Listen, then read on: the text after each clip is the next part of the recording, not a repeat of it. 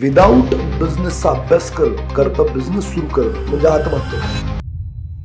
Generally जे businessman एकाच जागेवरती पडले तेवढंच अर्निंग येते, 2-5 लाख रुपये महिन्याला रिव्हेन्यू जनरेट होतोय, खर्च होतोय, काय पैसे राहतात आणि ते त्याच्यातच आहे. तर ती लोक बिझनेसमॅन नाहीच आहेत. आपलं ते जगण्यासाठी काहीतरी पर्याय नव्हतं ते करत आहेत. सगळ्यात महत्त्वाची म्हणजे बिझनेस सुरू केल्यानंतर लोक शिकायचं थांबतात आणि त्यांचा बिझनेस थांबतात. इन्स्टंट श्रीमंती हा पण प्रॉब्लेम आहे. लोकांना रात्र श्रीमंत व्हायचं आहे. इकडे मग इंट्राडे फ्युचर ऑप्शन असे जेव्हा प्रकार आहेत त्याच्यामध्ये लोक पैसे लावतात. काही दिवस पैसे मिळतात, रातोरात सगळे गायब होतात, कर्ज काढतात, परत त्या अजून काही स्ट्रॅटर्जी वापरायचा प्रयत्न करतात. स्ट्रॅटर्जी जोपर्यंत माइंडसेट होत नाही तोपर्यंत कामाचीच नाही.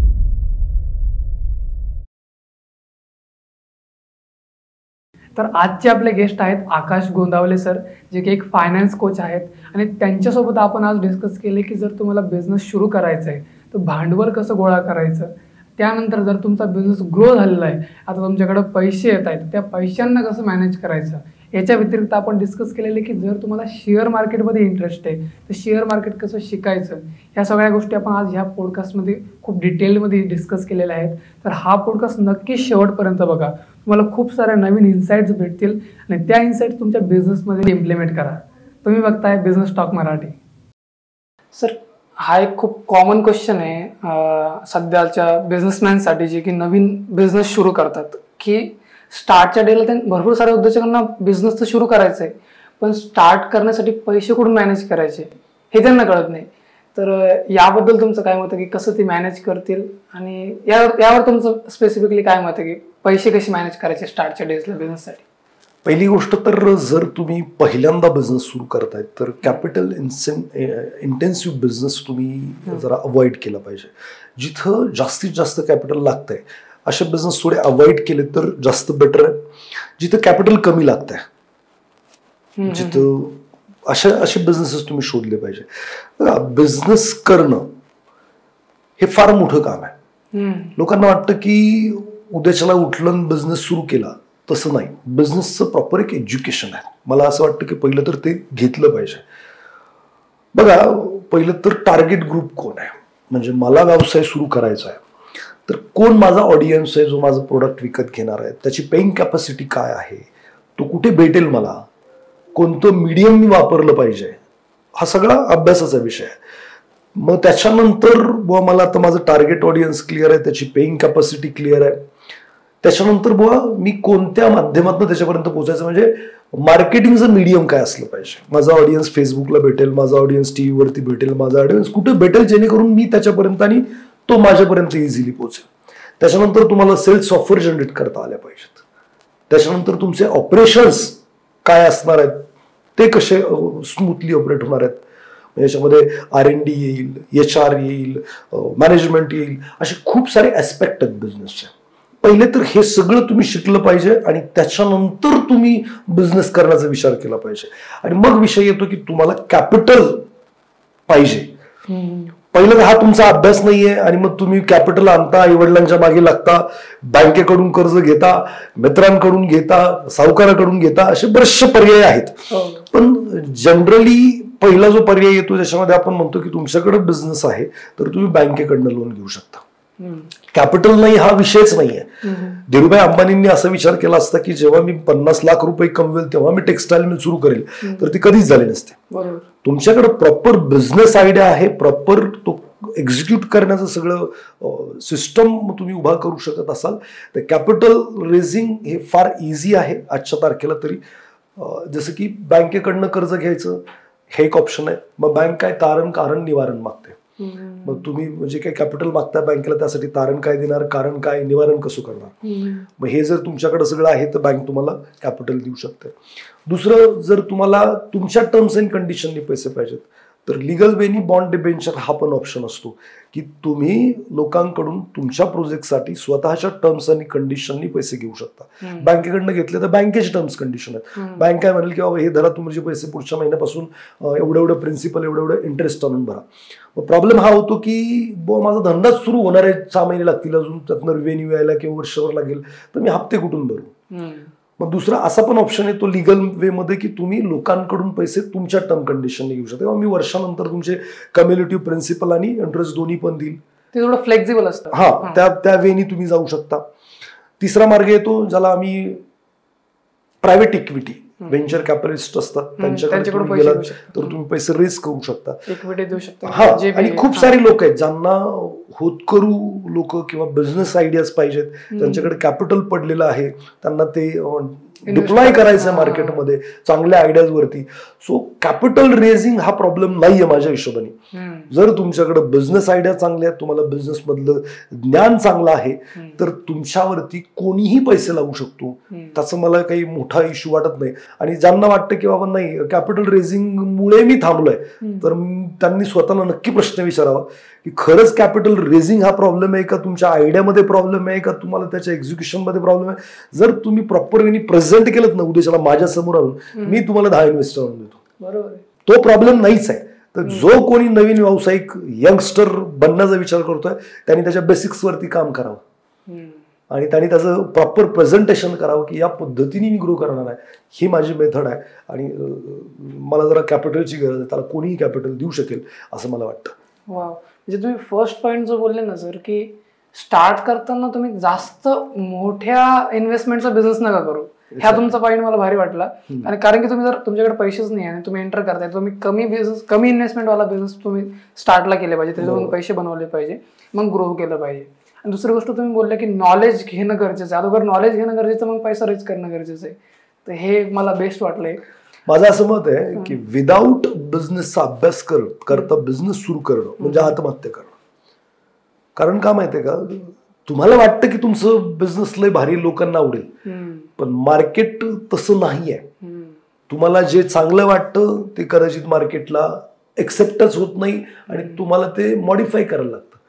पण ते मॉडिफाय करेपर्यंत तुमचं कॅपिटल संपून गेलं तर मग काय, बरोबर. तुम्ही अगोदरच तयारीत असलं पाहिजे की मिनिमम कॅपिटलमध्ये मी काय काय मॅक्सिमम करू शकतो, कमीत कमी साधन सामग्रीमध्ये मॅक्सिमम काय काय होऊ शकतं, याचा विचार करणं खूप गरजेचं आहे. तुम्ही आता म्हणले की जर तेवढ्या वेळेपर्यंत जर आपलं कॅपिटल संपलं, म्हणजे इथं एक वर्किंग कॅपिटल पाहिजे आपल्याला, की सपोज आपण बिझनेस स्टार्ट करतोय तर मिनिमम एखाद्या व्यावसायिकाने किती दिवसाचं वर्किंग कॅपिटल, म्हणजे किती महिन्याचं किती वर्षाचं ठेवलं पाहिजे त्याच्याकडं स्टार्ट. आता कसं असतं की तुम्ही जो काही बिझनेस करताय, आता B2B बिझनेस केला तर प्रॉब्लेम हा आहे की तुमचे पैसे अडकू शकतात. बिझनेस टू बिझनेस, तुमचा क्लायंट जर बिझनेसमॅन आहे तो काय म्हणणार की तुम्हाला साईड किती दिवसाची, कॅश जनरेटिंग बिझनेस आहे का तुमचा. मग B2C मध्ये तुमच्याकडे प्राइसिंग आहे, सगळे खूप सारे ऍडव्हान्टेजेस आहेत. मग तुम्ही आता जर बघितलं की समजा FMCG बिझनेस आहे किंवा त्याच्या रिलेटेड बिझनेस आहे, तर हे कसं आहे, कॅश एकदम फास्ट आहे. म्हणजे तुम्ही पहिले पैसे घेतात मग प्रोडक्ट देता.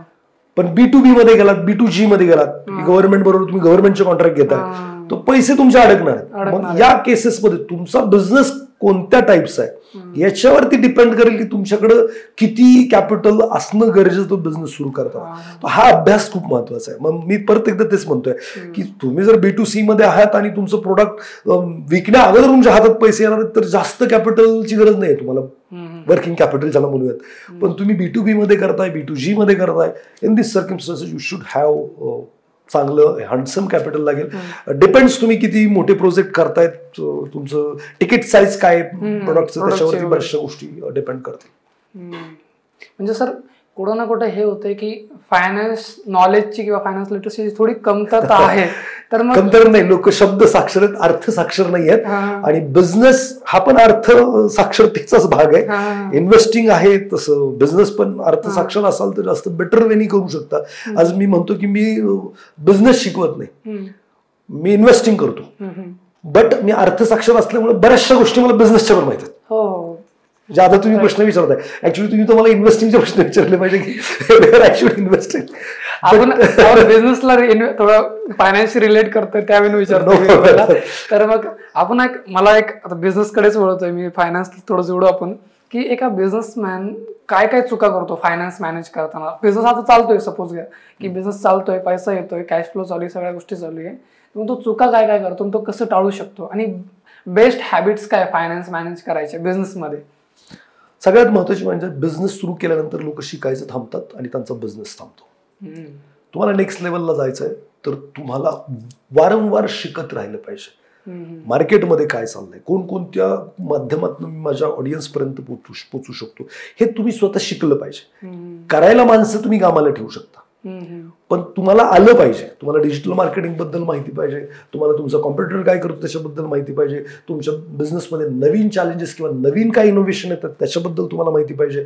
तुम्हाला खूप साऱ्या गोष्टी माहिती पाहिजेत, त्याशिवाय तुम्ही ग्रोथ करूच शकत नाही. जनरली जे बिझनेसमॅन एकाच जागेवरती पडले, तेवढंच अर्निंग येते, 2-5 लाख रुपये महिन्याला रिव्हेन्यू जनरेट होतोय, खर्च होतोय आणि काही पैसे राहतात आणि ते त्याच्यातच आहेत, तर ती लोक बिझनेसमॅन नाहीच आहेत. तुम्हीच आपलं ते जगण्यासाठी काहीतरी पर्याय नव्हतं ते करतायत, असं तो माझा व्ह्यू आहे.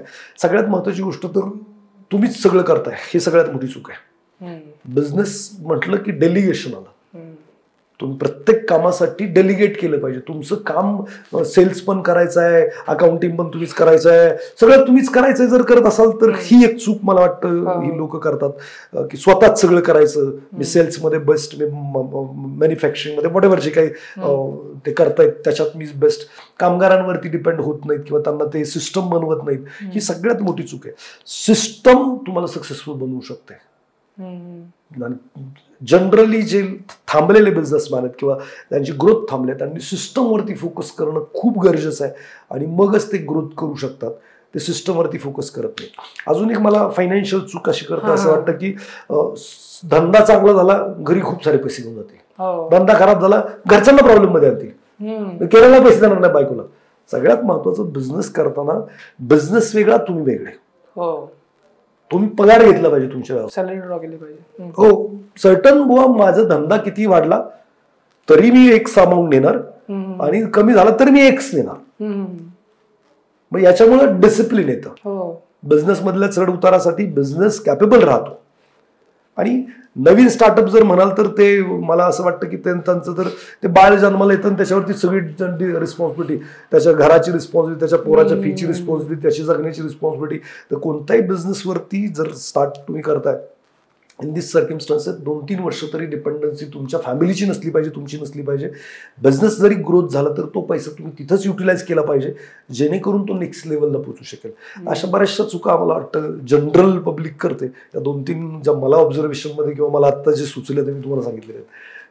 मस्त सर. एक तुम्ही एका ठिकाणी बोललेले सर की तुम्हाला जर श्रीमंत व्हायचंय, तुम्हाला एक तर माणसाला कामाला लावायला आलं पाहिजे किंवा तुम्हाला पैशाला कामाला लावायला आलं पाहिजे. तर सर मला यावेळेला बिझनेसमध्ये सांगा की पैशाला माणसं कशी मॅनेज करायची आणि पैसा कसा मॅनेज करायचा, म्हणजे कसं कामाला लावायचं पैशाला, हे 2 पॉइंट्स मला क्लिअर करा. बघा, आपल्या शाळा कॉलेजेसमध्ये किंवा आपल्या समाजामध्ये आपल्याला पहिल्यापासून प्रोग्रामिंग केलंय की नोकरी करायची, नोकरी करायची, नोकरी करायची. आपल्याला कोणी सांगतच नाही बिझनेस करायचा आहे, इन्व्हेस्टमेंट करायची. खरं पाहता असं म्हटलं जातं की 4 प्रकारे माणूस पैसे कमवू शकतो. एक असतं एम्प्लॉयमेंट, दुसरं असतं सेल्फ एम्प्लॉयमेंट. एम्प्लॉयमेंट म्हणजे तुम्ही 8-10 तास काम करता कोणाकडे तरी आणि त्यातनं तुम्हाला कमाई मिळते. दुसरं असतं सेल्फ एम्प्लॉयमेंट, म्हणजे मला जाऊन सकाळी दुकान उघडायचं आहे, मला ग्राहक करायचा आहे आणि मला पैसे मिळतात. आता ह्या दोन्ही केसेसमध्ये असा प्रॉब्लेम आहे की तुमच्याकडे एक लिमिटेड वेळ आहे आणि तुम्ही एक लिमिटेड एफर्टच घेऊ शकता आणि मग तुम्हाला एक लिमिटेड अर्निंगच मिळणार. त्याच्या पुढे जाऊ शकत नाही. 10-12 तासाच्या पुढे, 15 तासाच्या पुढे तुम्ही कामच करू शकत नाही. मग तुम्ही वेळ आणि एफर्ट बेस अर्निंग करता आणि वेळ आणि एफर्ट हे लिमिटेड आहेत, तर तुमचं अर्निंग पण लिमिटेड राहणार. मग तुम्हाला जर अनलिमिटेड कमवायचं आहे तर त्याच्यासाठी अजून 2 अर्निंगचे प्रकार आहेत, ज्याला बिझनेस आणि इन्व्हेस्टिंग. आता बिझनेस म्हटलं तर काय की एक सिस्टम किंवा लोक तुमच्यासाठी काम करतात आणि तुम्ही नाही काम केलं तरी सुद्धा तुम्हाला कमाई येते. आता मी हमेशा उदाहरण देताना म्हणतो की माझ्याकडे 100 लोक काम करतात, त्यांना वाटतं ते त्यांच्यासाठी काम करतायत, पण ते ऍक्च्युली माझे गोल्स पूर्ण करण्यासाठी काम करतायत.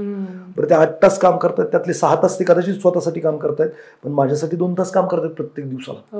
100 लोक आहेत, 2 तास तुमच्यासाठी काम करतात, म्हणजे 200 तास माझ्यासाठी काम झालं. माझे 24 तास वेगळेच आहे. बरोबर, अनलिमिटेड टाइम आहे, अनलिमिटेड एफर्ट आहे, तर माझं उत्पन्न पण अनलिमिटेड आहे. Investing same thing. आपण पैशासाठी काम करतो आणि पैशासाठी काम करणारा माणूस कधीच श्रीमंत होऊ शकत नाही. मग पैशाला कामाला लावायचं म्हणजे प्रॉपर वेनी इन्व्हेस्टिंग करायचं. मग याच्यामध्ये मग शेअर मार्केट आहे, म्युच्युअल फंड आहे, रिअल इस्टेट आहे, वॉटेव्हर जे काही ॲसेट क्लास आहेत, इन्व्हेस्टिंग ॲसेट क्लास, त्याच्यामध्ये तुम्ही पैसे लावून पैसे वाढवणं किंवा त्यातून उत्पन्न येणं.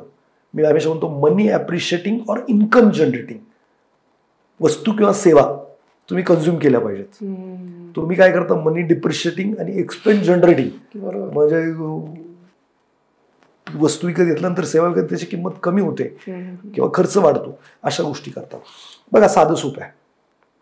तुम्हाला जर श्रीमंत व्हायचंय तर बिझनेस करताच आला पाहिजे किंवा तुम्ही तो विचार केला पाहिजे किंवा इतरांच्या बिझनेसमध्ये पैसे लावले पाहिजे, म्हणजे स्टॉक मार्केट असेल. आणि दुसरं म्हणजे बिझनेस करता आला पाहिजे, म्हणजे लोक तिकडे सिस्टम बनेल आणि काम करतील. आणि दुसरं म्हणजे इन्व्हेस्टिंग करता आलं पाहिजे. तुम्हाला इंटेलिजंट फायनान्शियल डिसिजन्स घ्यायला लागतील. मार्केटवरती असेल, महाग असेल तर तुम्हाला तिकडनं निघून कुठेतरी गोल्डमध्ये, रिअल इस्टेटमध्ये यायला लागेल. जेव्हा मार्केट स्वस्त असेल तेव्हा तुम्हाला मूव्ह करता आलं पाहिजे. मग ते इंटेलिजंट फायनान्शियल डिसिजन जर तुम्ही घेतले तर तुम्ही इन्व्हेस्टिंगमध्ये विनर होता. नाहीतर तुम्ही म्हणाल की नुसतं मी स्टॉक मार्केटच करेल, मी नुसतं रिअल इस्टेटच करेल किंवा मी नुसतंच FDच करेल, तर हे फार इमॅच्युअर डिसिजन्स आहेत. आणि मग तुम्ही यथा अवकाश आज जरी नाही प्रॉब्लेममध्ये आला तर भविष्यात प्रॉब्लेममध्ये येऊ शकता. सो पैसेसाठी तुम्ही नाही काम केलं तर, म्हणजे असं पैशाला तुम्ही कामाला नाही लावलं किंवा लोकांना तुम्ही कामाला नाही लावलं तर हे परफेक्ट आहे की तुम्ही कोणासाठी तरी काम करताय किंवा पैशासाठी तुम्ही काम करताय. एक्झॅक्टली. असं यामध्ये एक तर मला असं वाटतं की यंगस्टरच्या डोक्यात लगेच नाही, रातोरात कोणी बिझनेसमॅन होत नाही, रातोरात कोणी इन्व्हेस्टर होत नाही. पण जो कोणी आज 10, 15, 20 कमवतोय, 50 कमवतोय, त्यांनी डोक्यात बॅक ऑफ द माइंड हे ठेवलं पाहिजे की I should become a investor, I should become a somewhere businessman. आणि त्यावेळी त्यांनी ते शिकलं पाहिजे, पुढे गेलं पाहिजे. स्किल एक्वायर करणं खूप गरजेचं आहे. आणि मग यथा अवकाश लगेच नाही झालं, 2-5 वर्षांनी, 10 वर्षांनी तुम्ही नक्कीच कुठेतरी बेस्ट ठिकाणी असू शकाल जिथे सिस्टम, लोक आणि पैसा तुमच्यासाठी काम करत असेल आणि तुम्हाला अनलिमिटेड अर्निंग करून देत असेल. हे आता आपण पैसा मॅनेज करणं सपोज आपण शिकलो, पण आता एक पीपल मॅनेजमेंट बी येतं. कारण की आपल्याला जर जसं रतन टाटा म्हणतात, जर तुम्हाला ते त्यांचा कोट आहे खूप फेमस की जर तुम्हाला खूप दूर जायचं तर तुम्हाला लोकांसोबतच जावं लागेल. मला ते पूर्ण आठवत नाहीये. तर पीपल मॅनेजमेंट बी खूप जरुरी आहे, म्हणजे गरजेचं आहे. आपण एकटं सगळं नाही करू शकत ना, सगळं काही लोकांना सोबत घेऊनच आपण खूप मोठे एम्पायर उभं करू शकतो. तर मग कसं पीपल कशी मॅनेज करायची? बघा हा खेळ आहे ना, मी याला एक्सपेक्टेशनचा खेळ म्हणतो. लोक मॅनेज करणं म्हणजे काय, तर समोरच्याची अपेक्षा काय, ती जर पूर्तता झाली तर तो तुमच्या बरोबर, आणि अपेक्षा भंग झाला की तो तुमच्या विरोधात किंवा तुमच्याशी भांडण होतं. नवरा बायको आहेत, बायकोची अपेक्षा काय हे नवऱ्याला नाही कळत, नवऱ्याची अपेक्षा किंवा अपेक्षा पूर्ती होत नाही म्हणून वाद होतो. पहिली गोष्ट तर कितीतरी लोकांना हेच माहित नसतं की मला अपेक्षित काय समोरच्याकडून. ठीक आहे, आणि मग ती अपेक्षा पूर्ण होत नाही ही त्याची कंप्लेंट असतेच. वाद म्हणजे काय की अपेक्षा पूर्ती नाहीये. तर आपल्याला आहे ना समोरच्याची अपेक्षा काय हे जाणून घेता आलं पाहिजे किंवा त्याला विचारून घेता आलं पाहिजे, आणि ती पूर्ण केली ना की विषय संपला. किंवा तुम्ही का असमर्थ आहात ती अपेक्षा पूर्ण करायला, त्याचं जर व्हॅलिड कारण दिलं तर तो व्यक्ती तुमच्यापासून नाराज होत नाही, तुटत नाही, काय होत नाही, त्याला रिझन कळतं. आता बोंब काय, प्रत्येक नात्यात किंवा पीपल मॅनेजमेंटमध्ये हे प्रॉब्लेम आहेत की अपेक्षाच कळत नाहीत एकमेकांना किंवा त्यालाच माहित नसतं. किंवा मी हमेशा उदाहरण देतो की आता माझी परिस्थिती खूप चांगली आहे, माझी आई आहे. आता आई असते घरात, बायको तिच्या कामात असते, मुलं त्यांच्या शिक्षणामध्ये व्यस्त आहेत, मी माझ्या कामामध्ये व्यस्त आहे. तर आईची खूप चिडचिड घरात. मग तिला काय पाहिजे तर पैसे भरपूर आहेत, सेपरेट रूम आहे, एव्हरीथिंग इज देअर, काय हवंय ते जागेवरती मिळतंय, steel she is not happy. मग मला थोडासा प्रश्न पडला की हे का होत आहे. मग मी विचार केला की काय अपेक्षा असू शकते, कारण सगळं तर आहे, मग चिडचिडचं काय कारण. प्रॉब्लेम असा होता की तिला आहे ना तिच्याबरोबर कोणी बोलत नाही किंवा कोणी वेळ देत नाही, प्रत्येकजण त्याच्या कामात व्यस्त आहे. त्या स्टेजमध्ये ते सगळ्यात मोठं. एक्झॅक्टली. मग मी काय केलं, माझ्या हे लक्षात आलं की हिची अपेक्षा काय असू शकते, आईची अपेक्षा काय असू शकते, ती वाद का घालते. मग मी तिच्याबरोबर दररोज संध्याकाळी गेल्यानंतर अर्धा तास गप्पा मारायला सुरुवात केली. हा, काही नाही, काय चाललंय, काही नाही, जेवलीस का, गप्पा आज काय झालं, काही नाही झालं, that's it. पण तिला पण हे कळत नव्हतं की मला हे पाहिजे. म्हणजे प्रॉब्लेम काय आहे, तिने जरी सांगितलं असतं की बाबा मला कोणी वेळ देत नाहीये आणि मग मला त्याच्यामुळे चिडचिड होते, तिच्या पण हे लक्षात येत नाहीये. मग प्रॉब्लेम हाच आहे. पीपल मॅनेजमेंट कुठलंही असू द्या, ऑफिसमधलं असू द्या, घरातलं असू द्या, तर अपेक्षापूर्ती, गेम ऑफ एक्सपेक्टेशन ज्याला कळालं ना, तो कसली माणसं हँडल करू शकतो. आणि काही नवरा बायकोंचं येत आहे, बसवा बायकोला काय पाहिजे, बसवा नवऱ्याला काय पाहिजे. मग एखादी गोष्ट तुम्हाला नाहीच जमणार. बायकोला पाहिजे वेळ, नवरा करतो बिझनेस. मग स्पष्टपणे झालं पाहिजे की बघ आता हा बिझनेस आहे, याच्यामध्ये मला एवढा वेळ तर तिथे स्पेंड करायला लागतो. सो तू माझ्याकडनं वेळेची जी अपेक्षा ठेवतेस ती नाही पूर्ण होणार. तू स्वतःला समजव, याच्यावरती चिडचिड नाही करायची, ही अपेक्षा नाही पूर्ण करू शकत. हा बाकीच्या तू ह्या 4 अपेक्षा आहेत ना, आय विल, मी त्या पूर्ण करतो. वादच संपला. बरोबर आहे, त्यांना कळलं ना तुमचे प्रॉब्लेम काय. एक्झॅक्टली. पीपल मॅनेजमेंट फार मोठी गोष्ट आहे असं काही नाही. It's a game of expectation. आणि तुम्ही तुमच्या समोरच्या लोकांच्या एक्सपेक्टेशन पूर्ण करा, किंवा नाही करू शकत तर तिथे स्पष्ट असमर्थन दाखवा. त्यात तो पण अपेक्षा ठेवायचं बंद करतो, यार ही गोष्ट नाही मिळणार, याच्यावरती चिडून रागवून काय होणार नाहीये, ह्याला सोडून पण काय होणार नाहीये. त्यांचा पॉइंट क्लिअर होतो. इव्हन आता मी बिझनेसमॅनला पण म्हणेल, तुमचा स्टाफ आहे, काय अपेक्षा आहे त्याची, त्याला रिस्पेक्ट पाहिजे, त्याला पैसे पाहिजे, त्याला काय पाहिजे, मग त्याला स्पष्ट सांगा, तुला पैसे, हे तू माझी अपेक्षा आहे ही पूर्ण कर, मग तुला हे पैसे देतो. बरोबर. तुमच्या आणि त्याच्या एक्सपेक्टेशन मॅच झालं, मॅच करून घ्यायच्या. और नाही होते तर त्या क्लिअर करणं की ही तू ठेवूच नको अपेक्षा, हे माझ्याकडनं नाही होणार बाबा. मग तो पण ठेवत नाही, आणि मग त्यालाही क्लिअर आहे की आता ही अपेक्षा पूर्ण नाही होणार. मग तो चिडचिड नाही करत, रागवत नाही, तो तुम्हाला सोडत नाही, खूप साऱ्या गोष्टी. मला असं वाटतं की पीपल मॅनेजमेंटमध्ये गेम ऑफ एक्सपेक्टेशन जर तुम्ही अंडरस्टँड केला तर सगळं सोपंच आहे. हे मस्त नवीन पॉईंट होतं माझ्यासाठी.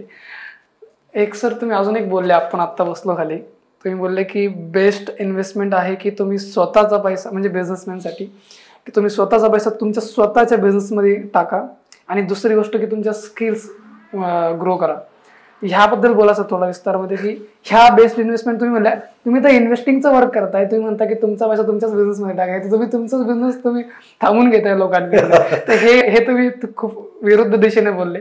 तर हे सांगा की सर, बेस्ट इन्व्हेस्टमेंट तुम्ही जे म्हणले की बिझनेसमध्ये स्वतःच्या इन्व्हेस्ट करा आणि स्किलमध्ये इन्व्हेस्ट करा, याला थोडं विस्तारमध्ये सांगा. बघा, मी स्वतः इन्व्हेस्टर आहे. मी डिव्हिडंड देणाऱ्या कंपन्या असतील ना, तर ते डिव्हिडंड द्यायला लागले की मी थोडं कॉन्शियस होतो. का तर मला असं वाटतं की त्या प्रमोटरकडे किंवा ते जे मॅनेजमेंट आहे त्यांच्याकडे आता विजन नाही, किंवा त्यांना एक्सपान्शन करायचं नाही. त्यांना आता भीती वाटते की बाबा अजून जर एक्सपांड केलं तर धंदा चालेल का नाही, आणि मग त्याच्यामुळे ते काय करतायत, ते पैसे वाटतायत. मी म्हणतोय की तुम्ही तुमच्या बिझनेसवरती तुमचा कॉन्फिडन्स आहे, तुम्ही बिझनेसमध्ये पैसे लावा, अजून बिझनेस वाढवा ना, अजून लोकांपर्यंत सर्व्हिसेस पोहोचवा, तुमच्या सेवा पोहोचवा, जे वॉटेवर जे काय करताय ते. आणि तुम्ही जेव्हा डिव्हिडंड काढायला सुरुवात करतात तेव्हा मला कॉन्शियस व्हायला होतं की यार तुमच्याकडे आता ते विजन किंवा ते एक्सपान्शनचं टार्गेट राहिलेलं नाही, तुम्ही आता सफिशियंट किंवा कम्फर्ट झोन मध्ये गेलात म्हणून पैसे काढायला लागलेला आहात. असं मी असं वेगळी पाहतो. असं प्रत्येक ठिकाणी बरोबर आहे असं नाहीये, जस्ट हे माझा व्ह्यू आहे. मग एखादा यंगस्टर असेल तर मी असं म्हणेल की सगळ्यात जास्त रिटर्न त्यांनी इन्व्हेस्टिंग कुठं करण्यापेक्षा त्याच्या बिझनेसमध्ये इन्व्हेस्टिंग केले त्यातनं मिळू शकतात. यंगस्टर आहे, त्याच्याकडं एक्सपान्शनचं वे आहे, सगळंच काय. हा अर्थात थोडंसं ॲसेट अलोकेशन किंवा थोडंसं बॅलन्स साधणं गरजेचं आहे, बट मी म्हणेल की मॅक्सिमम त्यांनी इन्व्हेस्टमेंट त्याच्या बिझनेसमध्येच केली पाहिजे, सगळ्यात जास्त परतावा त्याला तिथेच मिळणार आहे. दुसरं, माझ्याकडे जर 10, 15, 20 हजार किंवा लो अर्निंग ग्रुपमधला माणूस आला तर मला सगळ्यात महत्त्वाचं असं वाटतं की त्या लोकांनी आहे ना म्युच्युअल फंडमध्ये इन्व्हेस्टमेंट करून काही नाही होणार. 10-20 वर्ष 30 वर्ष लागतील करोड रुपये बनवायला, 2,000 रुपयाची SIP करून. अशा लोकांनी 2,000 रुपये वाचून मी असं म्हणतो की 20,000 रुपये जमा करावेत, कुठेतरी त्यांच्या फील्डचा एक उच्चतम स्किल त्यांनी गेन करावं. जे काही तुम्ही करताय त्याच्यामधलं बेस्ट स्किल, त्याच्या संदर्भातला कोर्स करावा, त्याच्या संदर्भातलं ट्रेनिंग करावं, त्यासाठी स्पेंड करावे. सगळ्यात मोठी इन्व्हेस्टमेंट जर काय असेल तर ज्ञानातली इन्व्हेस्टमेंट आहे, सगळ्यात मोठी इन्व्हेस्टमेंट. आणि ती इन्व्हेस्टमेंट लोक बंद करतात म्हणून त्यांची ग्रोथ थांबते, अर्निंग कमी होते, आणि मग लोक बोंब मारत असतात, काय माझी कमाईच कमी आहे, तुला काय जातंय बोलायला. अरे इन्व्हेस्ट कर स्वतःमध्ये. माझं जे बॅकग्राऊंड आहे, मी जिथून आलोय, मी आजपर्यंत मी असं बोलता बोलतो की 50-60 लाख रुपये तर मी इकडे इन्व्हेस्ट केले. हो, तुम्ही म्हणलेलं की मी खूप सारे कोर्सेस केलेत. हो, मग त्याच्यामुळे काय झालं, मला स्किल आलं, इन्व्हेस्टिंगचं स्किल आलं, किंवा आता बिझनेसेस बोलतोय तर मी करतोय पण काही बिझनेसेस. सो हे स्किल जर नसतं तर कसं काय मला पैसे मिळाले असते. बरोबर. पहिली इन्व्हेस्टमेंट ती इकडे असली पाहिजे. बरं, लोक म्हणतात नाही ते एवढे महागाचे कोर्स, पुस्तकं आणा, वाचा ती पुस्तकं 10 वेळा. 200-500 रुपयाला जगातली बेस्ट पुस्तकं मिळतात. बरोबर आहे. ते वाचा, त्यातनं स्किल गेन करा. तुम्हाला कोणी सांगितलं महागडा कोर्स करायला? आता 200 वाचतायत, 200चं पुस्तक घेऊया. Best investment. फालतूमध्ये ते स्क्रोलिंग करत बसतं ना इन्स्टा, नका बघू, आमचे पण नका चॅनल बघू, काय फरक नाही पडत. पुस्तकं वाचा, बरोबर, तो वेळ युटिलाइज करा. तुमचं स्किल वाढलं तर अर्निंग वाढणार आहे, आणि अर्निंग वाढल्यामुळे मग इन्व्हेस्टिंगला आहे. 10-20 हजार रुपये कमवत होता, तुमच्या स्पीडचं बेस्ट स्किल घेतलं, स्किल आलं तर वर्षात तुमचा पगार डबल होऊ शकतो, ट्रिपल होऊ शकतो. इन्व्हेस्टमेंट डबल ट्रिपल होईल मला माहित नाही, पण तुमचं स्किल इम्प्रूव्हाइज झालं, तुमची अर्निंग डेफिनेटली डबल ट्रिपल 4 होऊ शकते. आणि त्याच्यानंतर तुम्ही इन्व्हेस्टिंग करायला सुरुवात केली तर मला वाटतं सगळ्यात बेस्ट होऊ शकतं. तर सगळ्यात पहिली इन्व्हेस्टमेंट ही बिझनेसमॅनने असू द्या किंवा सामान्य माणसाने असू द्या, इकडे केली पाहिजे. आणि that is the greatest investment I ever seen. मी माझ्या इकडे अगोदर इन्व्हेस्टमेंट केली, त्याच्यानंतर स्टॉक मार्केट असेल, त्यानंतर रिअल इस्टेट असेल, त्यानंतर बिझनेस असतील, म्हणजे लेटर ऑन आहे ते सगळे. पहिली इन्व्हेस्टमेंट इकडे केली. आज ज्या अथॉरिटीने मी बोलतोय त्या अथॉरिटी कोणी दिली मला? त्या स्किलनी, त्या ज्ञानाने. नाहीतर काय अथॉरिटी होती माझ्याकडे? I was tailor, I was teaching the clothes. इंग्रजीचं माझं तर लय भांडत. आजही मला, मी स्टॉक मार्केटमध्ये इन्व्हेस्टमेंट करतो, स्टॉकची नावं किंवा त्याचे प्रोनाउन्सिएशन मला आज नीट येत नाही. Still I am doing very well और बेस्ट करतोय. सो हे कशामुळे? That is very important. मला इंग्लिश येतच नव्हतं, आता मला चांगलं इंग्लिश येतं, समजतं. लिहिता येत नाही, तो विषय बसून राहू द्या, but I can understand, I can speak little bit, जे काय जमतं ते. सो इकडे इन्व्हेस्टमेंट मला बेस्ट वाटतं. बेस्ट. सर, आता तुम्ही मागे एक पॉइंट बोलले ESBIचा, जो की रिच डॅड पुअर डॅडच्या याच्यामध्ये येतो, की एम्प्लॉयमेंट, सेल्फ एम्प्लॉयमेंट, बिझनेस आणि इन्व्हेस्टर. हा तुम्ही रिच डॅड पुअर डॅड ह्या बुक मधला आणि त्या रॉबर्ट टी कियोसाकीचा ही फॉर्म्युला आहे. कुठं ना कुठं बुक्स, कुठं ना कुठं म्हणजे खूप मोठा इम्पॅक्ट पाडतात. तुम्ही पण आता बोलले की बुक्स घ्या विकत, काही कोर्सेस वगैरे करायची गरज नाही. खरंच बुक्स किती इम्पॅक्ट पाडतात आणि बुक्समध्ये किती पॉवर आहे, मला याच्याबद्दल अजून थोडं विस्तारमध्ये सांगा. मी जिथे कुठे आहे याच्यामध्ये बुक्स आणि ट्रेनिंग प्रोग्राम्स याचा सगळ्यात मोठा किंवा सगळा त्यांचाच हिस्सा आहे असं मी म्हणत. बघा, पुस्तकं खूप पॉवरफुल आहेत, ट्रेनिंग प्रोग्राम खूप पॉवरफुल आहेत, पण माझं असं मत येतं की education is information, not a transformation. बरोबर. पुस्तकं आयुष्य बदलू शकतात, 100% बदलू शकतात, पण ते कसं? जेव्हा तुम्ही ते वाचाल आणि ते तुमच्या ऍक्शनमध्ये आणाल. कृती नाही तर काही नाही. कोणतंही पुस्तक, कोणताही गुरु, कोणतंही ट्रेनिंग, कोणीच तुमचं आयुष्य बदलू शकत नाही. बरोबर. जोपर्यंत तुम्ही वाचलेल्या गोष्टी इम्प्लिमेंट करत नाहीत, ऐकलेल्या गोष्टी इम्प्लिमेंट करत नाहीत, तोपर्यंत कशातच काही ताकद नाही. पण जर तुम्ही इम्प्लिमेंट करायला सुरुवात केली तर एक लाईन पण तुमचं आयुष्य बदलू शकते. फार मोठं नाही ज्ञान, तत्वज्ञान असावं आवश्यकता नाही, एक लाईन पण आयुष्य बदलू शकते. आता हीच line, education is information, not a transformation. ज्या दिवशी मला कळाली ना, मी फार कमी वाचतो, मी फार कमी शिकतो, पण ती शिकलेली गोष्ट इम्प्लिमेंट करत नाही तोपर्यंत पुढे जात नाही. मी बऱ्याच लोकांना म्हणतो, युट्यूबवरती तुम्ही जर व्हिडिओ बघता, you are wasting your time, you are wasting your money. का? कारण हा व्हिडिओ संपला, आता मी बोलतोय, आपण बोलतोय, तो व्हिडिओ संपला की दुसरा येणारच आहे, तिसरा. बरं, याच्यात शिकलेल्या गोष्टी इम्प्लिमेंट कधी करणार? मी आत्ता काय सांगितले तर कृती करा, कोर्सेस करा, पैसे वाचवा, कोर्सेस करा, और पुस्तक घेऊन वाचा. आता तुम्ही जर हा व्हिडिओ ऐकला आणि दुसरा व्हिडिओ ऐकायला सुरुवात केली, याच्यातलं काही इम्प्लिमेंट नाही, त्याच्यातलं काही इम्प्लिमेंट नाही, it's waste of time, waste of money. म्हणतो एवढाच पॉडकास्ट ऐका, याच्यात ज्या काही कृती सांगितल्यात ना त्याच्यावरती विचार करा, इम्प्लिमेंट करण्याचा विचार करा की भविष्यात मला बिझनेसमॅन व्हायला लागेल, पैशाला, सिस्टमला कामाला लावायचं आहे, मला भविष्यात इन्व्हेस्टिंग, मला त्याला कामाला, how to I learn investing, how can I learn business. ह्याच्यावरती मनन चिंतन केलं, याच्यावरती कृती केली तर रिझल्ट येतील. मी म्हणतो हा पॉडकास्ट 10 बुकची ताकद ठेवतो.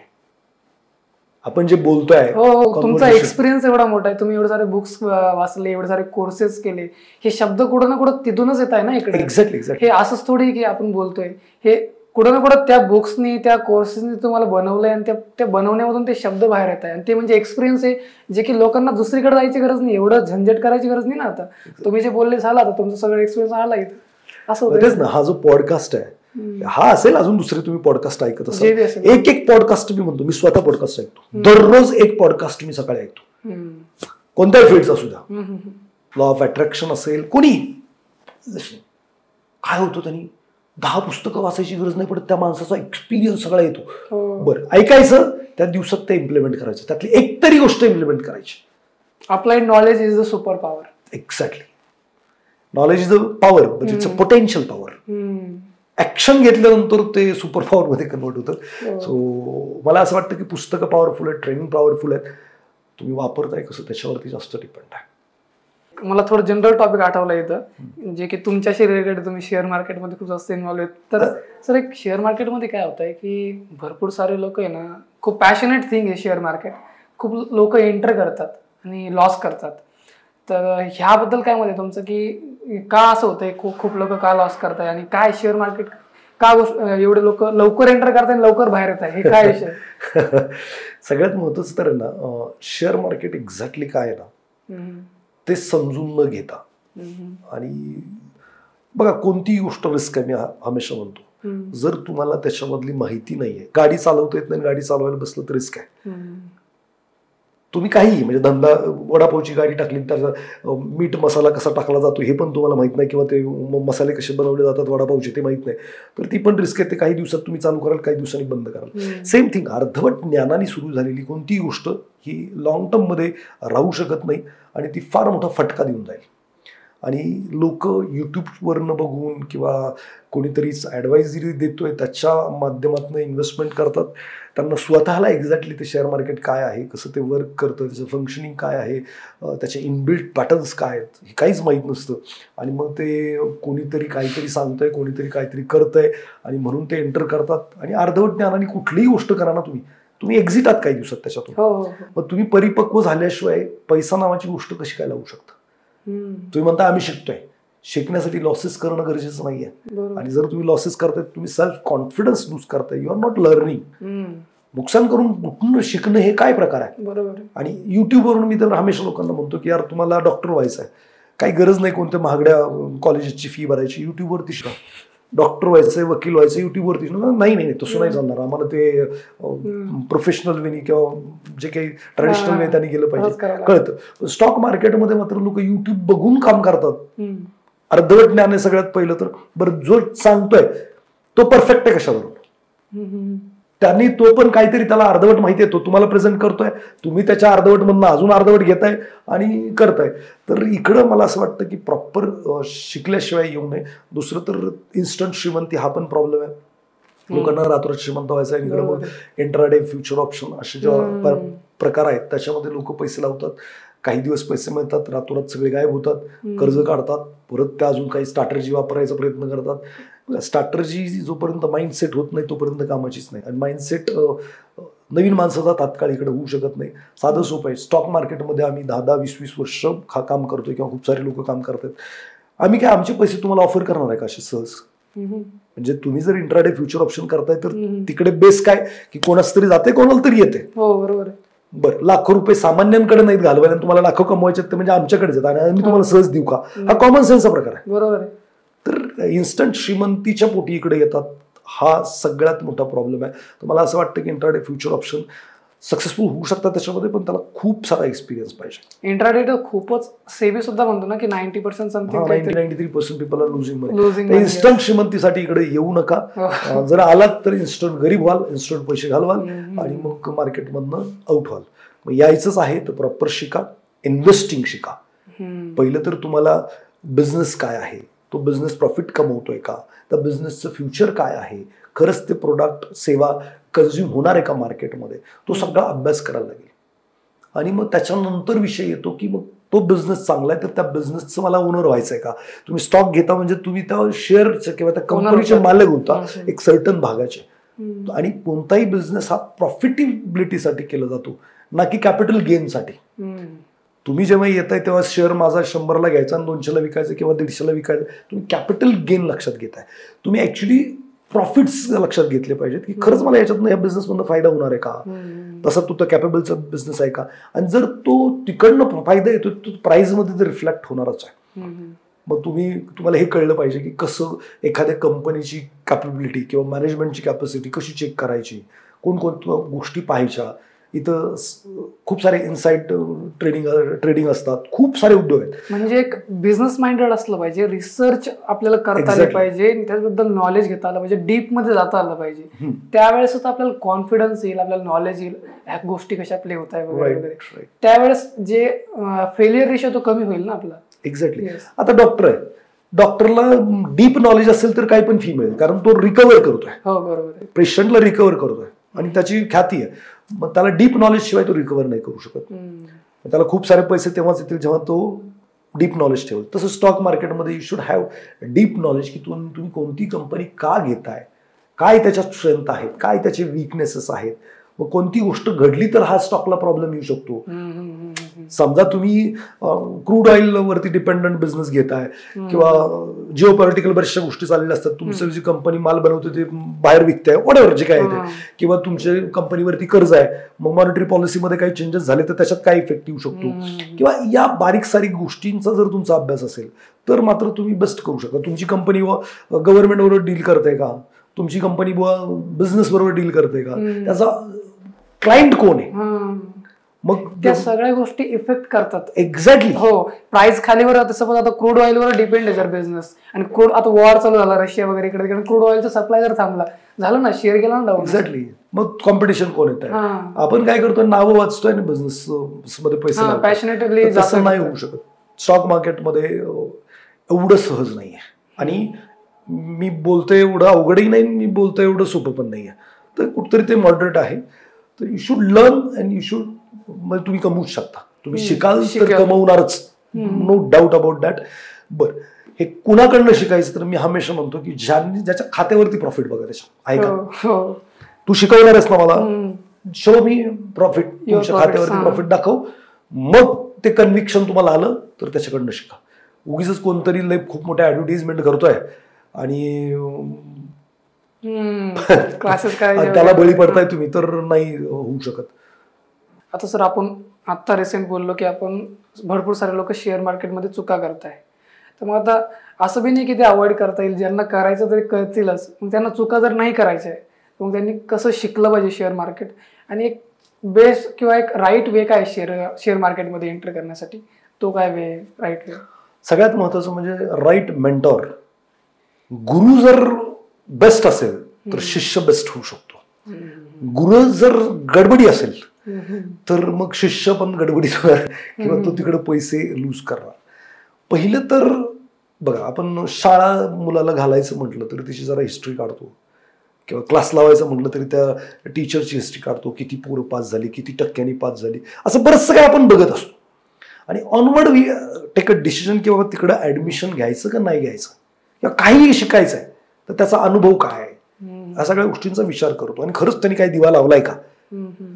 आता सामान्य लोक किंवा जे शेअर मार्केटमध्ये येतात ते युट्यूब ऐकतायत, तो माणूस त्यांना फिजिकली माहित नाहीये, किंवा आता मला ऐकतायत, मी फिजिकली माहित आहे का, मी म्हणतो लय भारी मी काही स्टॉक मार्केटमध्ये केलंय, काय पुरावा याला, मी म्हणतोय, मग मी खरंच म्हणत असेल याच्यावरनं काय शुअरिटी. कोणी काहीही सांगताय आणि आपण कोणालाही बळी पडतोय, तर हे फार चुकीचं आहे. स्टॉक मार्केट सुरू करताना मी तर म्हणेल की तुम्ही फिजिकल भेटा, त्याला भेटा, बाबा मी तुझ्याकडनं शिकतो, तुझी फी काय ते द्यायची ती देतो, मला हा रिझल्ट पाहिजे, हा जर रिझल्ट नाही आला तर माझी फी मला परत द्यायला लागेल. ज्याला माहित आहे की यस हे मी याला शिकवूच शकतो, याला येऊच शकतो, तो माणूस रेडी होईल. आणि जो माणूस नाही रेडी होणार, आता बरेचसे लोक काय करतात, आम्ही स्ट्रॅटर्जी दिली, ती स्ट्रॅटर्जी फॉलो करा, ती स्ट्रॅटर्जी तुम्ही फॉलो केली नाही मग तुम्ही पैसे घालवणार. आता मला हे कळत नाही, तू जी स्ट्रॅटर्जी दिली त्याच्यामध्ये डिसिजन्स किती वेळा घ्यायला लागतात, दिवसातनं जर 4-4 वेळा तुला डिसिजन घ्यायला लागतात, बाय करायचं, सेल करायचं, एक्झिट करायचं, एंट्री करायचं, व्हॉटएव्हर, तर तुमचा ब्रेन इनरॅशनल थिंक करतो. फास्ट डिसिजन घ्यायला लागलं की त्याला समजत नाही काय करायचं, मग तू तुमचे रूल फॉलोच करू शकणार. डिसिजन मेकिंग फार लेस असलं पाहिजे, खूप वेळेनंतर असलं पाहिजे, असं काही लर्निंग असेल स्टॉक मार्केटमध्ये ते वर्क करू शकतं. मग मी म्हणतो की इन्व्हेस्टिंग हा एकमेव पर्याय आहे सुरुवात करण्यासाठी. योग्य मेंटर शोधा, त्याचं क्रॉस व्हेरिफिकेशन करा, खात्री झाली की यस ही इज एलिजिबल और त्याने ते केलेलं आहे, त्याच्याकडून शिका. एकदाच शिकला तर पहिलं तर इंट्राडे फ्युचर ऑप्शन शिकूच नका, आणि शिकल्यानंतर इन्व्हेस्टिंगनी सुरुवात करा. तुम्हाला चांगले बिझनेसेस शोधता आले पाहिजेत. ते का चांगले त्याची कारणं शोधता आली पाहिजेत. ते राईट व्हॅल्युएशनला आहेत का ते चेक करता आलं पाहिजे.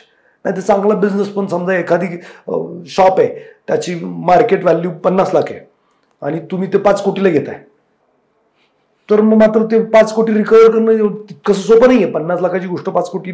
Valuation, right valuation, under valuation, हे बिझनेसेस कसे अक्वायर करता येतील याचं नॉलेज घेतलं तर तुम्ही मॅच्युरिटीनी स्टॉक मार्केटमध्ये पैसे कमवू शकता.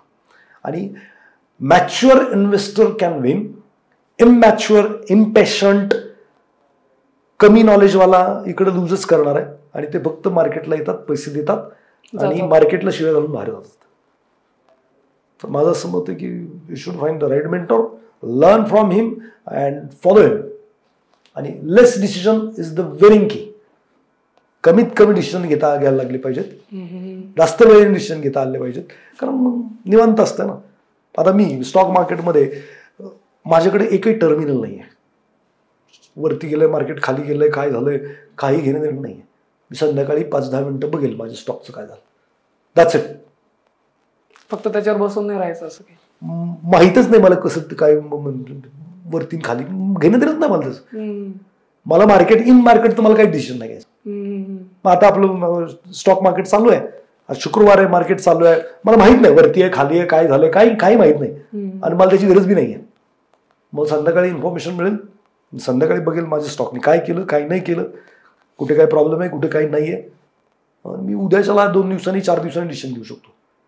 मी 8 दिवस फिरायला गेलो तर 8-10 दिवस मी स्टॉक मार्केट बघतच नाही बघायचं, काही अडचण नाही.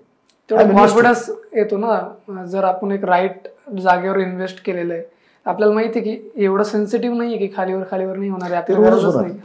हे बघा मी असं म्हणतो की आहे ना, काही न्यूज आहे ना मार्केटचं सेंटिमेंट पॉझिटिव्ह किंवा निगेटिव्ह करतात. सेंटिमेंट आणि सेंटिमेंटमुळे भाव वर खाली होतो. पण मार्केट वरती जाणार का खाली राहणार हे डिपेंड करतं ते म्हणजे अर्निंगवरती. लॉंग टर्म मध्ये अर्निंगच भाव डिसाईड करते, सेंटिमेंट नाही. भावना तुमच्या पॉझिटिव्ह असतील निगेटिव्ह असतील, सेंटिमेंटली तात्पुरता इम्पॅक्ट आहे. लॉंग टर्म इम्पॅक्ट हा फक्त आणि फक्त अर्निंग येऊ शकतो. जी कंपनी पैसे कमवते ती लॉंग टर्म मध्ये तुमची वेल्थ क्रिएट करणारच आहे. मग त्या आज किती रेट खाली झाला, सेंटिमेंट जास्त फरक नाही पडणार की एखाद दिवस ठीक आहे, टेम्पररी फरक थोडासा काही काळाला पुरता. ट्रम्प काहीतरी बरळला, सेंटिमेंट निगेटिव्ह, मार्केट खाली. पण ते कंपनीमध्ये जर पॉवर असेल, कंपनी प्रोडक्ट विकते, कन्झम्पन स्टोरी चांगली आहे, सगळंच चांगलं आहे, मी कुठं टेन्शन घेऊ. ट्रम्प काहीतरी म्हणला त्याने रेट खाली गेला. थोड्या दिवसात न्यूज होते डाऊन होते, नवीन न्यूज येते, नवीन ट्रेंड येतो, लोक विसरतात. आणि हे किती वर्षापासून बघतोय. तर सेंटिमेंट बेस कधी सेल बाय नाही करायचं. व्हॅल्युएशन, अर्निंग या सगळ्या गोष्टी मॅटर करतात. आणि एकदा शिकलं ना प्रॉपर वेनी, मला नाही वाटत काय प्रॉब्लेम. मी तर असं म्हणतो की लोकांना, माझा जो कोर्स आहे मी तर म्हणतो 100 लोक जर मी केला आणि त्यांनी ते समजून घेतलं तर 100च्या 100 लोक पैसे कमवणार. 1 रुपया नाही घालवणार मार्केट. ते इम्प्लिमेंट केलं पाहिजे फक्त. राईट. ते तर करावंच लागणार ना. आणि दुसरं म्हणजे आतापर्यंत जे स्टॉक मार्केट करतात ते काय करतात, शिकवतात, सोडून देतात. त्याला काय अनुभव नाही, दुसऱ्या दिवशी जाऊन तुझं तुलट. इथं आम्ही काय करतो की त्याला मदत करतो.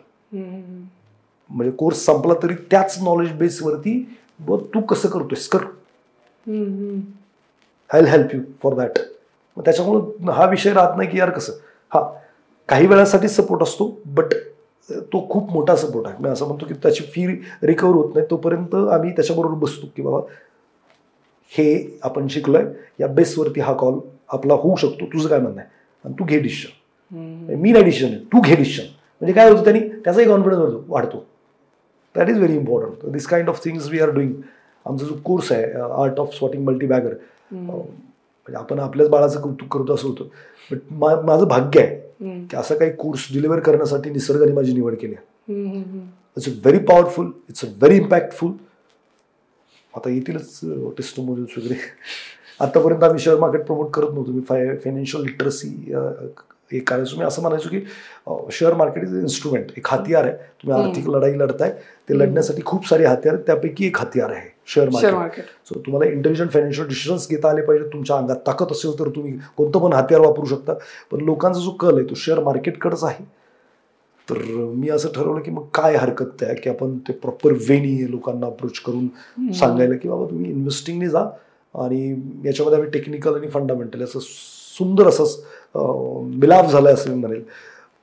आणि शेवटी मी हे मानतो की माणूस काही करत नाही, हे त्याच्याकडनं करून घेतलं जातं. निसर्ग त्या गोष्टी, त्या घटना, त्या जेव्हा ती रिक्वायरमेंट असते तेव्हा कोणाच्या ना कोणाच्या थ्रू ते लोकांपर्यंत पोहोचत असतो. या कामी त्यांनी आमची निवड केली आहे. मला असं वाटतं की येत्या काळात will the best one stock मार्केटसाठी इन्व्हेस्टिंगला आम्ही असू, टीचिंगला की वी आर द बेस्ट, आणि आम्ही आहोतच, तो विषयच नाही. ते कळेलच सगळ्यांना इथून पुढे. सर तुमचे बेस्ट जे तुम्ही लर्निंग्स घेतलेत, जसं की वॉरेन बफे कडून किंवा राकेश झुंझुनवालाकडून, काय तुम्ही बेस्ट लर्निंग्स घेतले त्यांच्याकडून इन्व्हेस्टिंग मध्ये, जे की तुम्ही अप्लाय करतात? जॉर्ज बेझसनी मला वाटतं प्रश्न विचारला होता वॉरेन बफेंना की वॉरेन बफेची तुमची इन्व्हेस्टिंग स्टाईल एवढी सिंपल आहे, एवढी साधी आहे की कोणी पण कॉपी करू शकतो, मग लोक तुम्हाला कॉपी करून तुमच्यासारखे श्रीमंत का होत नाही? तर त्यांचं उत्तर होतं की लोकांना आहे ना रातोरात श्रीमंत व्हायचं, इन्स्टंट श्रीमंत व्हायचंय, आणि माझ्या ज्या टेक्निक्स आहेत त्या रातोरात श्रीमंत करत नाहीत. In short, patience win. Warren बफेजींनी एवढी वेल्थ क्रिएट केली, त्यांचा जर CAGR जो मी ऐकलाय 11.5% आहे. म्हणजे त्यांनी फक्त वेळ स्पेंड केलाय 11.5% CAGR compounded annual growth rate 11.5% आहे. त्यांनी जगातले ते सगळ्यात श्रीमंत व्यक्ती झालेत. म्हणजे वेळ खूप महत्वाची आहे. इम्पेशंट राहून इकडं पैसे बनत नाहीत, आणि विनिंग म्हणजे वॉरेन बफेकडनं पेशन्स शिकलो असं म्हणा, आणि विनिंग बिझनेसेस बरोबर तुम्ही राहिलं पाहिजे हे राकेश झुंझुनवालांनी शिकवलं. असं म्हणतात की त्यांची मॅक्सिमम वेल्थ ही टायटन मधून क्रिएट केली त्यांनी. तर मी असं म्हणतो की टायटनचं मी चार्ट काढून बसलो एकदा, आणि मी पाहिलं की तो कितीतरी वेळा 30%, 50%, 60%, 80% पडलाय टायटन हा स्टॉक, आणि 80% पडलाय आणि परत तो वाढलाय. बिझनेस मॉडेल चांगलं होतं, B2C बिझनेस होता, प्राइसिंग पॉवर होती कंपनीकडे, खूप सगळ्या चांगल्या चांगल्या गोष्टी होत्या. आणि ते राकेश झुंझुनवालांनी काय केलं की ते चुकले ना, तिकडनं निघाले बाहेर, आणि त्यांनी विनिंग जे स्टॉक होते त्याच्यामध्ये पैसे टाकले. जर मी असा विचार करतो की जर टायटन 100 रुपयाचं त्यांनी घेतलं आणि 500 रुपये झालं म्हणून विकला असता तर काय तेवढी वेल्थ तयार झालीच नसती.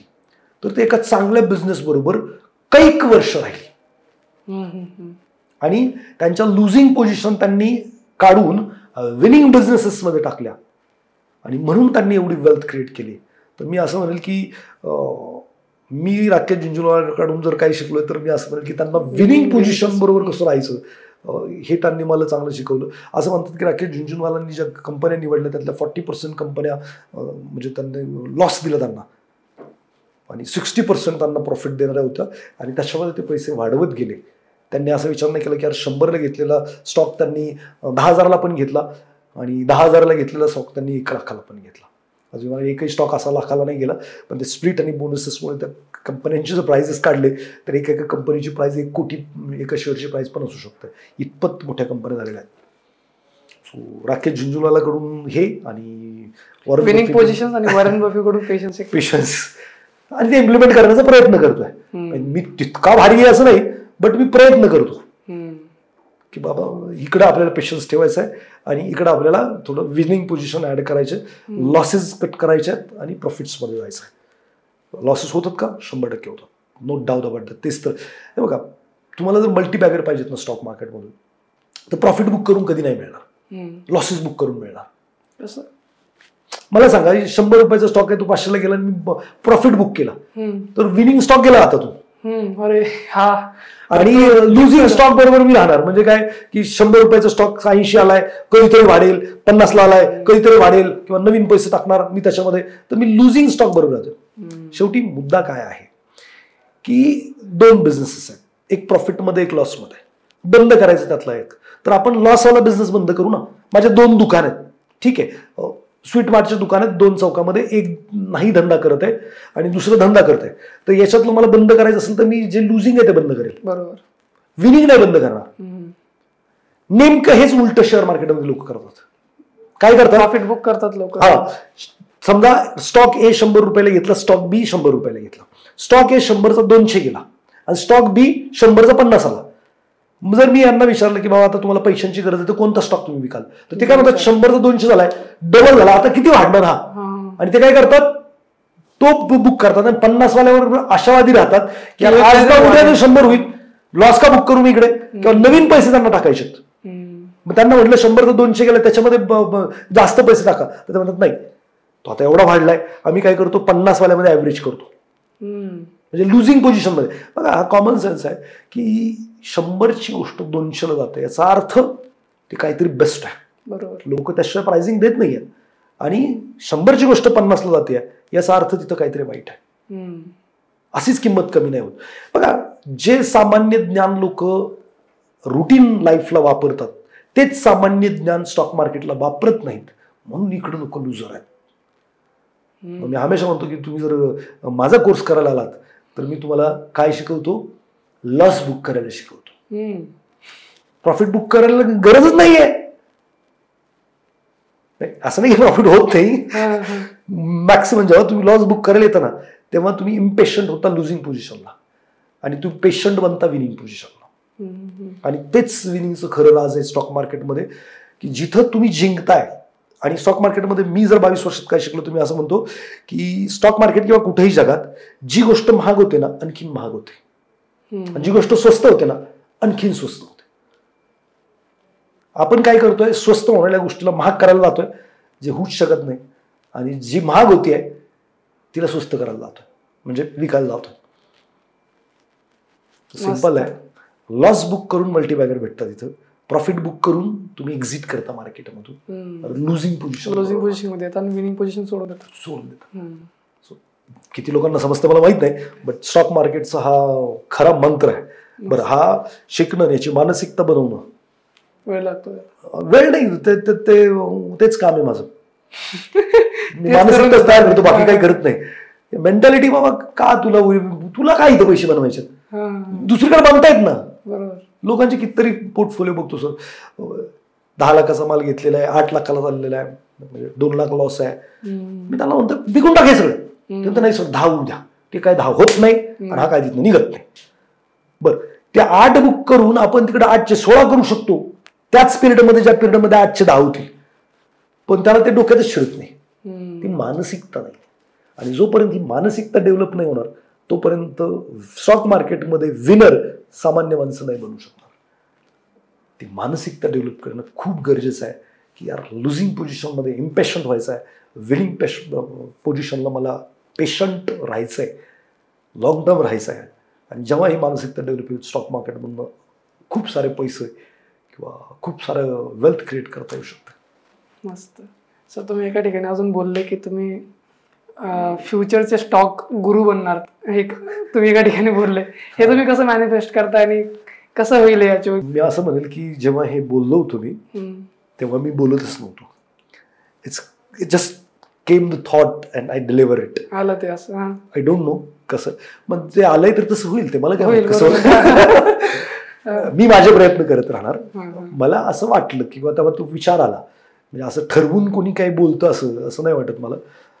तो त्या फ्लो मध्ये निघालेला विचार होता की ते मनातलं कुठं सबकॉन्शियस माइंड मधलं कुठंतरी तोंडामध्ये हा असं वाटतं ना की यार आपण का नाही वरुण बफे किंवा आपण का नाही राकेश झुंझुनवाला होऊ शकत, आपण का नाही, कुठेतरी हा विचार येतो. मग असं वाटतं की ठीक आहे ना, होऊ ना. बरोबर आहे. लेट सुरुवात केली, लेट झालंय आपलं सगळं, ठीक आहे आतापर्यंतच व्हायला पाहिजे होतं, ठीक आहे अजून 10 वर्षांनी होईल, 15 वर्षांनी होईल, वेल्थ क्रिएट होणार 100% होणार. बरं, जेव्हा सुरुवात केली होती तेव्हा आपल्याकडं 100 रुपये पण नव्हते. म्हणजे खूप वाईट, 2 रुपये वडापाव खायला माझ्याकडे नव्हते. म्हणजे जगणंच स्ट्रगलिंग होतं. तिथनं 100 आले, तिथनं 1000 आले, तिथनं लाख आले, तिथनं करोड यायला लागले. समवेअर आलोच की आपण. जिथून मी आलोय तिथून जिथं कुठं आहे तर मग मी आरोपपती म्हणायला पाहिजे स्वतःला. जिथे मी करोडपतीच आहे. बरोबर. इन शॉर्ट मला असं वाटतं की ठीक आहे, थोडंसं वेळ गेला किंवा इमॅच्युरिटी पण होती. इमॅच्युरिटी या अनुषंगाने की आपल्या बरोबरची लोक जर तशी नसतील तर आपण पण तसेच बनतो. मी माझ्या आयुष्यात चुका काय केल्या की आमच्या लहानपणी आम्ही ऐकलं होतं की या माणसाकडे लय प्रॉपर्टी, हा श्रीमंत माणूस आहे. मग मी पण माझ्या जे काही स्टॉक मार्केटमध्ये मी एकटाच, मित्र नातेवाईक किंवा कोणीच नाही इकडे, आणि वासरात लंगडी काय शानी म्हणजे मीच हुशार, मला कोणी कन्सल्टला नाही किंवा कोणी असं केलंय स्टॉक मार्केटमध्ये लई दिवस थांबलंय असं पण कोणी नाही. आणि मग ते आपण सगळ्यांनी स्टोरी ऐकलेल्या असतात, राकेश झुंझुनवाला, आपल्या सॉरी हर्षद मेहता, केतन पारेख, अजून काय काय काय एवढं जमा झालंय, जायचं काय व्हायचं. मग या भीतीपोटी मी काय केलं, ते पैसे काढायचे आणि कुठतरी रिअल इस्टेटमध्ये लावायचे. आज त्यातनं ₹1 येत नाही, त्याची किंमतही म्हणजे पाहिजे तशी वाढलेली नाहीये. सो मी असं म्हणतो की जर त्यावेळी ते पैसे मी तसे काढले नसते आणि टाकले नसते तर कदाचित आज मी 100, 200, 500 कोटीचा मालक असतो, जो मला नाही बनता आलं तेव्हा. पण ठीक आहे ना, माझी जी काही जडणघडण होती त्यानुसार मी डिसिजन घेत गेलो. आत्ता कुठं मला तसे मित्र, तशी लोक भेटायला लागली किंवा आज मोठे मोठे फंड मॅनेजर बरोबर चर्चा होतात किंवा ते 4 लाख कोटी मॅनेज करते, कोण 5 लाख कोटी, किंवा तशा लेवलचे मित्र पण मिळाले आता ह्या फील्डमध्ये आल्यानंतर. आणि मग कळतंय की यार ह्या लोकांनी एवढे बनवले, यार आपण विनाकारण एक्झिट करून बसलेलो आहे किंवा विनाकारण दुसऱ्या ॲसेटमध्ये पैसे टाकून बसलेलो आहे. कदाचित ते टाकले नसते तरी आज नोन पर्सनॅलिटी असायला हरकत नव्हती. पण ठीक आहे, हरकत नाही, इथून पुढे होईल. सो तो विचार आलाय. तर मला माहित नाही नेचर कसं करून घेणार आहे. आणि मी स्वतः आध्यात्मिक माणूस आहे, स्पिरिच्युअलिस्ट, मी सर तेज पारखीची फॉलो करतो. हॅपी थॉट्स तुम्ही ऐकलं असेल. कसं वर्क करतं स्पिरिच्युअलिटी बिझनेसमध्ये, किंवा तुम्हाला कसं म्हणेल की तुमच्याकडे नैतिकता नसेल तर तुम्ही काहीच नाही करू शकत. आणि जरी केलं तरी ते टेम्पररी असेल, परमनंट नाहीये. तुमचे इथिक्स बेसिक चांगले असलेच पाहिजेत. तुम्हाला असं वाटतं की स्पिरिच्युअलिटी आपल्याला असं हायर गोल भेटण्यासाठी मदत करते? 100%. कारण स्पिरिच्युअल लोकच त्या लेवलला पोहोचू शकतात असं माझं मत आहे. कारण की स्पिरिच्युअलिटी आपल्याला हे शिकवते की आपण ह्यापेक्षा मोठं आपलं पर्पज, आपला उद्देश, किंवा ह्यापेक्षा मोठं काय, आपला उद्देश काय, म्हणजे ह्या गोष्टींकडे जास्त लक्ष देते ना, की आपण मोठा विचार केला पाहिजे ना, की आपण ॲज अ ह्युमन बॉडी, आपण एक सोल आहोत. ह्या गोष्टी म्हणजे नेहमी स्पिरिच्युअलिटीचा हेच उद्देश आहे की आपण किती मोठा विचार करतोय ह्या एक्झिस्टन्सवरती. कुठं ना कुठं त्याचं सबकॉन्शियसली आपण आपल्या लाईफमध्ये अप्लाय करतो की आपण हायर गोल्स अचीव्ह करतो. असं बी आहेत मला असं वाटतं. 100%. बघा, माझ्या कंपनीचं जे प्रिन्सिपल आहे, आम्ही ट्रिपल विनवरती काम करतो. Win win win. माझं क्लायंट जिंकला पाहिजे, माझी टीम जिंकली पाहिजे, मी जिंकलो पाहिजे. इथं कोणाला हरू द्यायचं नाही आहे. ठीक आहे. आणि हे स्पिरिच्युअलिझममध्येच आहे की मी असं म्हणतो की we born for serve the society. बरोबर. आपला जन्मच लोकांची सेवा करण्यासाठी झालाय. वेगळं माध्यम असेल, तुम्ही वेगळ्या माध्यमातून सेवा करणार, मी वेगळ्या माध्यमातून करणार. आणि निसर्गाचा एक मास्टर प्लॅन आहे, त्याला एक्झिक्यूट करण्यासाठी त्यांनी आपली निर्मिती केलेली आहे. मी हमेशा एक्झाम्पल देतो की हनी बी असतो, मधमाशी, दररोज सकाळी उठते, मध गोळा करायला निघते. तिला वाटतं की ती स्वतःसाठी मध गोळा करते, पण तो मध गोळा करत असताना ती निसर्गाचा एक मास्टर प्लॅन एक्झिक्यूट करत असते. तिच्या पंखांची संरचना अशी आहे की त्याला परागकण चिकटतात, त्याच्यामुळे नव बीजांची निर्मिती होते, नव फुलांची निर्मिती होते. तिला वाटतंय ती तिच्यासाठी मध गोळा करते, पण ते करत असताना ती निसर्गाचा एक फार मोठा प्लॅन, मास्टर प्लॅन एक्झिक्यूट करत आहे. ॲज लाईक दॅट आपण जे आहोत ना, आपण मनी बी आहोत. आपण पण दररोज सकाळी उठतोय, पैसे कलेक्शन करायला निघतोय स्वतःसाठी. मला वाटतं की मी माझ्यासाठी पैसे कमवायला लागतोय, पण मी ते करत असताना निसर्गाचा मास्टर प्लॅन एक्झिक्यूट करतोय जो त्यांनी बनवलेला आहे. म्हणजे काय की मग आता मी सकाळी येतोय इकडे, शेअर मार्केट असेल, फायनान्शियल लिटरसी, लोकांना अवेअर करतोय, त्यांच्या आयुष्यात चांगलं होत आहे, त्याच्या बदल्यात मला पैसे मिळत आहेत, मध मिळत आहे. पण त्यांनी मला माझी निवड केली आहे की हे ज्ञान किंवा ही गोष्ट तू पोहोचव, हे माझं नाहीच आहे. बरोबर. ते त्यांनीच दिले आणि ते पोहोचवण्याचं काम मला दिलंय. मी जेवढं ते प्रामाणिकपणे करू शकतो तेवढं मी केलं पाहिजे. आणि जेवढं मी प्रामाणिकपणे ते काम करतोय तेवढं माझं जे मध आहे, मनी आहे, तो जास्त कलेक्ट होतोय. सो आपल्याला वाटतं की आपण म्हणजे आपल्यासाठी करतोय, नाही, तो आपल्याकडनं करून घेतोय, त्याचा मास्टर प्लॅन आपण एक्झिक्यूट करायचा. मी हमेशा म्हणतो की जर तुम्ही गरीब लोक टार्गेट काय करतात की मला 5 कोटी 10 कोटी मिळवायचेत आणि मग मी बंगला बांधेल, गाडी घेईल, काम करायचं बंद करेल. काम करायचं बंद करेल याचा अर्थ काय की मी निसर्गाच्या मास्टर प्लॅनची वाट लावण्याचा विचार करतोय. मला कधीच ते 5 कोटी 10 कोटी मिळणार नाही. का तर तू काय म्हणतो की मी उद्यापासून काम करायचं बंद करणार, म्हणजे मी सर्व करायचं बंद करणार. मला एवढे पैसे मिळाले मी सर्व करायचं. सगळ्यात मोठी चूक जर गरीब माणूस किंवा मिडल क्लास माणूस करतोय, तू हीच करतोय की मला 5-10 कोटी मिळवायचे, 50 कोटी मिळवायचे, तर मला काम करायचं म्हणतो, कर्म थांबवायचे. हा. मग निसर्ग म्हणतो यार तू बंद करा, म्हणजे मधमाशीला सगळं मध जर घरीच आणून दिलं आणि ती उद्यापासून बाहेरच पडायची बंद झाली तर त्याचं प्लॅनची वाट लागेल ना. बरोबर. मग तो देणारच नाही तुम्हाला तेवढं. मग तुम्हाला जर मोठं व्हायचं, वेल्थ क्रिएट करायची, तर सगळ्यात पहिली ही मानसिकता डेव्हलप करायला लागेल. माझ्याकडे 500 कोटी येतील, 1000 कोटी येतील, तरी सुद्धा मी माझं हे जे काम आहे ते मला निसर्गाने दिलंय ते करायचं मी बंद करणार नाही आणि ते करत राहणार.